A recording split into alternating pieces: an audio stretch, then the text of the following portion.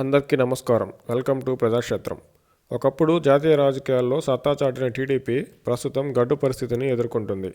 గత ఎన్నికల్లో లోక్సభకు 3 స్థానాలకే పరిమితం అవడం, అప్పుడున్న రాజ్యసభ సభ్యుల్లో ఒకరు మినహా అందరూ బీజేపీలో చేరడం జరిగింది. తాజాగా టీడీపీకి ఉన్న ఏకైక రాజ్యసభ అభ్యర్థి గడువు ముగియడంతో రాజ్యసభలో టీడీపీకి కుర్చీ లేకుండా పోయింది. ప్రస్తుతం రాజ్యసభ ఎన్నికలకు నోటిఫికేషన్ వచ్చినా సరిపడా ఎమ్మెల్యేల బలం లేకపోవడంతో చేసేదేమీ లేక రాజ్యసభ బరి నుండి టీడీపీ తప్పుకుంది.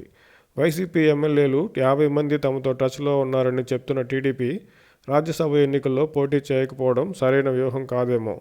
వైసీపీ ఎమ్మెల్యేలు మద్దతు ఉన్నా లేకున్నా టీడీపీ సైతం రాజ్యసభలో ఉండడం ద్వారా వైసీపీని కాస్త గందరగోళానికి గురిచేసే అవకాశం ఉండడమే కాక వైసీపీపై ఆ పార్టీ ఎమ్మెల్యేల వ్యతిరేకతను ప్రజల ముందు ఉంచడం, శ్రేణుల్లో ఎన్నికల వాతావరణం తీసుకురావడం జరిగి ఉండేది.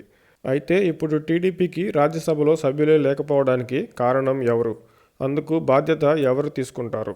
ఆత్మగౌరవ నినాదంతో మొదలైన తెలుగుదేశం పార్టీ ప్రస్థానం రామారావు గారి నేతృత్వంలో ఆంధ్రప్రదేశ్లోనే కాక జాతీయ స్థాయిలో సైతం సత్తా చాటింది. రామారావు గారి అధ్యక్షతన తెలుగుదేశం పార్టీ కేంద్రంలో ప్రతిపక్ష హోదాలో ఉండడమే కాక జాతీయ స్థాయిలో కూటమికి అధ్యక్షత వహించింది. ఆ క్రమాన్ని కొనసాగించిన చంద్రబాబు గారు టీడీపీకి అన్నితానై 3 దశాబ్దాలుగా పార్టీని నడిపిస్తున్నారు.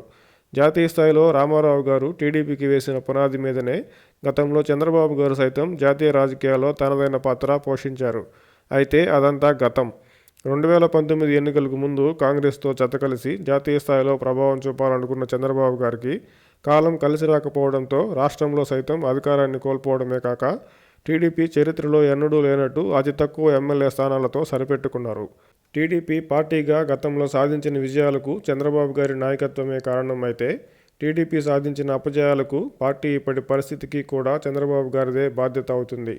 పార్టీని నమ్ముకున్న వారిని, పార్టీ కోసం పనిచేసిన వారిని కాదని బడా పారిశ్రామికవేత్తలకు, డబ్బు సంచులతో వచ్చేవారికి పార్టీలో పెద్దపీట వేస్తే వారు పార్టీ బలోపేతానికి ఏమాత్రం కృషి చేయకపోగా అధికారాన్ని, పదవులను అనుభవించి టీడీపీ అధికారం కోల్పోగానే తమ దారి తాము చూసుకోవడంతో చాలా చోట్ల టీడీపీకి ఇప్పటికీ బలమైన అభ్యర్థులు లేక ఇబ్బందులు పడుతుంది.